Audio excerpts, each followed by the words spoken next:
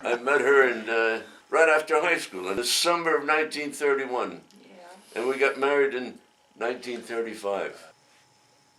I started as a laboratory assistant. Business being so slow, we were cut down to 4 days a week. We were making originally 35 cents an hour, so we went down to 4 days a week with a 10% cut in hourly wages, down to 31.5 cents an hour. I do not want to relive the Great Depression years of 1929. 1929, 30, 31, 32. And God bless Franklin D. Roosevelt, because back in those days, you'd be surprised about how people would be lined up outside of banks to withdraw their money. They actually waiting out on the sidewalk to get in. And finally the doors were closed because the bank would run out of money. I had no idea what Bakelite was all about. Because Dr. Bakeland, he had two plants, one in Decatur, Illinois, and one in Perth Amboy, New Jersey. And so he bought property in Piscataway, and he constructed a new plant. And they abandoned their operations in Decatur, Illinois, and the one in Perth Amboy consolidated, and I started at the beginning of the initial manufacture of the phenolic molding materials. So when did you first start to really learn about Bakelite? What was your first day at work like? Yeah, well, I was scared because I can still remember the supervisor who met me at the front gate and brought me up to the laboratory. Yeah, sure, I was nervous, scared, and because the first thing I learned was using a mold to mold test specimens. Test specimens to test for water absorption, to test for impact strength, tensile strength, flexural strength, all with a different size molds. You take it from the bench and put it in the mold, fill it up with the required amount. You had to weigh it right to the gram in order not to overfill the mold. What did you fill it with? The Bakelite? With Bakelite phenolic molding material. 1932, that was in the Depression. You were lucky to get a job, huh? Was I lucky? As a matter of fact, thank God that the superintendent of the department thought pretty well of me, and there were employees that had longer service in Decatur, Illinois, and Perth Amboy, and there was a layoff, and I was fortunate enough that he held on to me. I put an article in the paper. It hasn't been published yet, but I'll dig it out to show it to you, where I talked about the idea that back then we were working 5.5 days a week, 8 hours a day, 5 hours on Saturday. The Depression was so bad, we were just about crawling. And Dr. Bakeland, thank God, he had a philosophy. He didn't believe in layoffs. He found work. Sometimes he paid us out of his own pocket. So what do you think you learned from your father and tailoring that made you such a hit at Bakelite? I learned to be the best you could possibly be as a human being. And sometimes I struck out. Being very careful in the amount of material so you'd get the specimen out of the mold exactly right. That if you were a little short of material, the piece would not be complete. The specimen would not be complete. There'd be a part missing on one side or the other. Okay. So you had to weigh it on an analytical balance and get it right down to the gram. Sometimes we deliberately overfill the mold so we'd have this. The specimen shouldn't have this, but by overfilling it, you got a more decorative ashtray. Union Carbide purchased Bakelite Corporation in 1939. up to from 1932, when I first started, to 1939, it was like a family operation. Dr. Bakeland operated the plant as we were one whole family. Of course, back then we were just about maybe 100 employees, because the production was just barely at the beginning, and he was pretty much the one that was in charge. But you say like a family. What does that mean? Means that there were non-union and better employee relationships. For example, when Amelia and I got married, we don't have that clock, but we had a beautiful clock as a wedding present. And that was back in the Bakelite days. In 1939, when Union Carbide took over, the whole atmosphere changed. A lot of the things that Bakelite did for employees were pretty much eliminated. They assumed a different philosophy of management. We used to get bonuses in the Bakelite days, no more after Union Carbide. I was personnel safety director, including security and community relations. And OSHA was so demanding from a technical standpoint, and I was not a degree individual, even though I worked up to become assistant department of quality control, and I had 3 engineers reporting to me. My biggest, I think, attribute that I had was management, administrative ability, technical ability.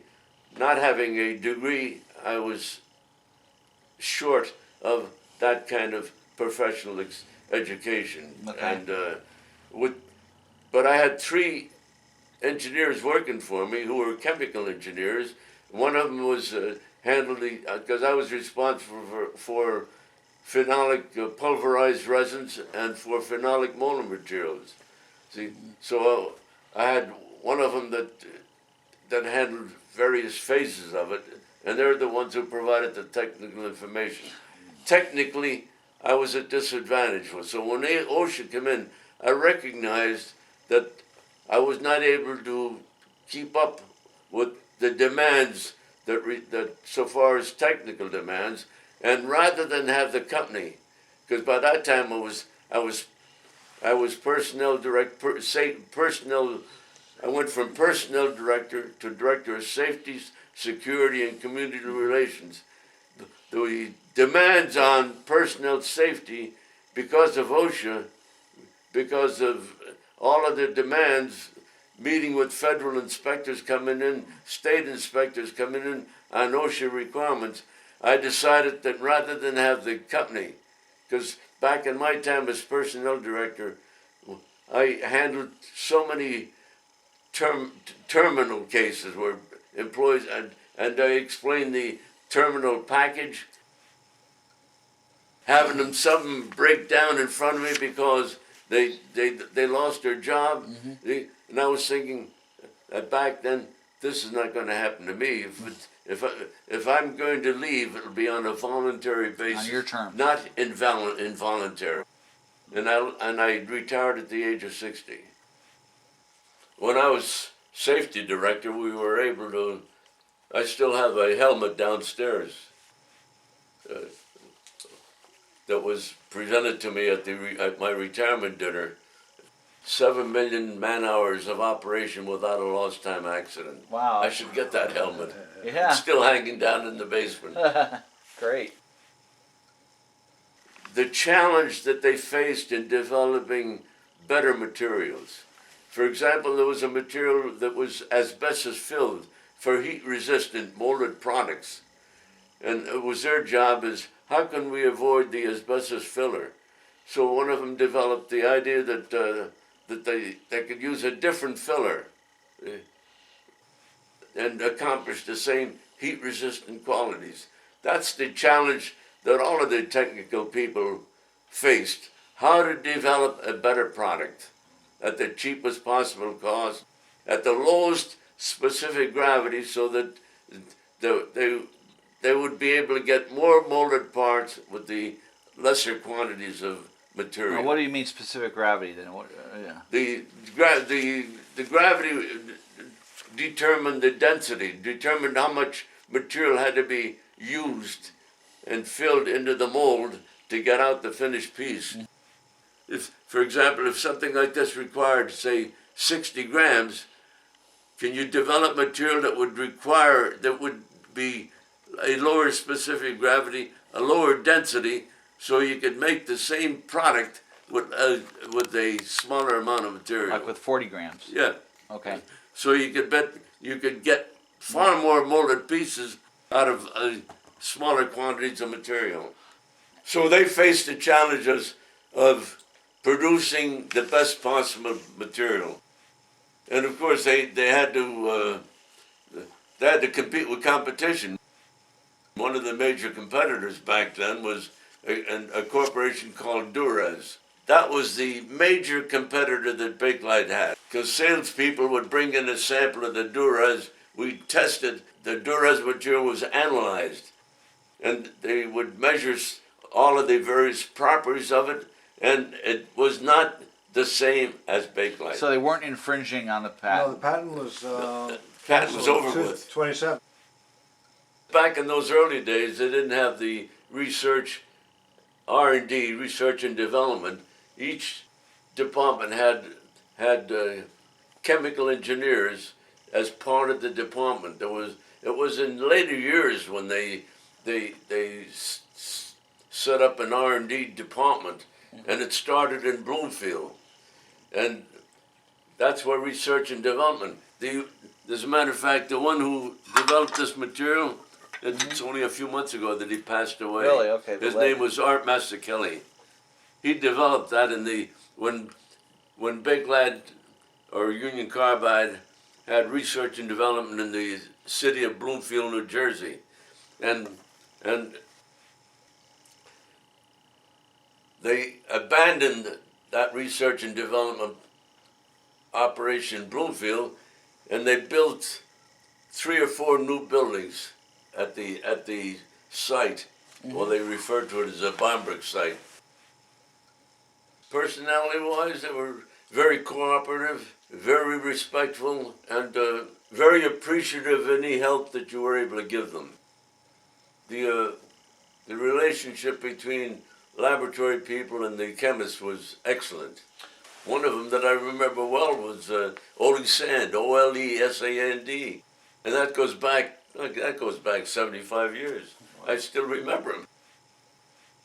Very conscientious, very efficient, and very inventive.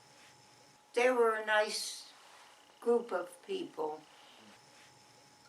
But intense. but very demanding. Not only intent, demanding. What do you that mean? They were going to get what they wanted. Well, it was a well-operated plant, I must say that. Well organized and operated very well until the explosion.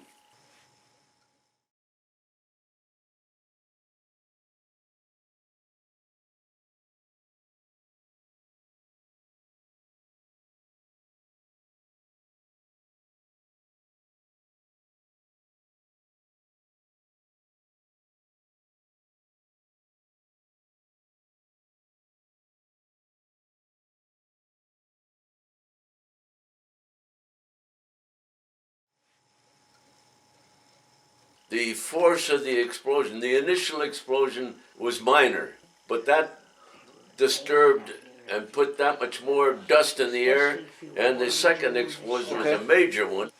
I was in the molding laboratory at the time, and what's vivid in my recollection is when the windows that were framed in metal in the entire wall buckled inwards and then snapped back into place. How vivid that is in my memory. I remember the explosion very well. My husband was there and we were so worried, but then finally he came home. Yeah, because I remember the police chief coming to the plant to pick me up. And our molding laboratory was just across the way from the production department where the explosion occurred. And your mother and father rushed from Bound Brook to come here and be here when you came home. Yeah.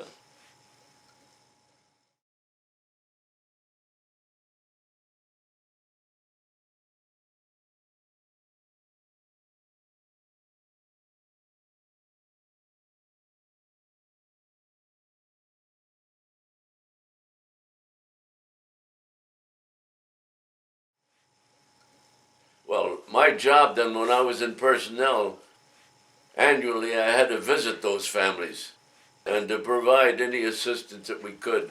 That was one of my unfortunate responsibilities. That is one of the very first plastics. That was a cast resin. And I had those pieces in my basement for easily 70 years. And we have a close friend. Electrical work was one of his talents. He said, let me have them, I'll make a lamp for you. That's one of the original plastics. And when plastics took off was during the war, because they needed a good substitute for metals. Metals were very short at the time. There was so much of it was going into the war effort that they needed a plastics to take the place of aluminum. And one of the most important replacements was when they developed a material to use in washing machine agitators, which was originally made in aluminum. In the inspection department, we ran tests for water absorption because by molding the test specimen in the plastic and putting it and letting it in water, in boiling water for a period of 24 hours, we measured the amount of water that the plastic would absorb, and it had to meet certain specifications. And that's the molding material that was used in washing machine agitators. And so much in the way of plastics was a substitute for metals, and you can't believe. All of that as a result of the war, because metals became so short. What about this? What do you think that is? Yeah. That's quite a piece. What is it anyway? It's a water pump for a Peugeot. A water pump. And all made out of Bakelite. Yeah. And I'm sure this is up from a thermosetting material. Yeah. It's so solid. Yeah. Yeah. It has to be used with heat and... well, it's probably asbestos filled okay. in order to be heat resistant. Yeah. And also to have the mechanical strength. So it had to meet standards of flexural impact and tensile strength, and at the same time be heat resistant. That was another use for plastics, for all kinds of utensils, where heat resistance was important. Hair dryers. Yeah, and another was the idea of plastics that was water resistant. We used to have to measure as to the percentage of water absorbed in the plastic material by leaving it in boiling water over a period of 24 hours. Interesting. And it was plastic. We had to measure the absorption of the water in the plastics. Yeah. And they developed a plastics molding material to resist water absorption. Adolf Karpin was with AutoPoint. AutoPoint. Yeah. Well, that was a manufacturer of pencils. Yeah, we shipped a lot of material for the molding of pencils of the widest size and range and colors. Pencils? AutoPoint was one of the big customers. Pencils or pens? Pencils. Pencils? Yeah. Huh. With lead in them? Yeah. Interesting. Yeah. In the laboratory, they put on a work simplification program where they had a slide show. And they were describing all of the various methods of applying yourself to the job in the most simplified way as possible. Mm-hmm. And I can remember that at the conclusion of the slide script presentation, the one who did the narration folded his arms like this and said, "Everything that could possibly be invented has been invented." And that's a good 80 years ago. Can you imagine that? Right. Everything that could possibly be invented has been invented. I tell that story so many times. Look at technology today. You can't keep up with it. See?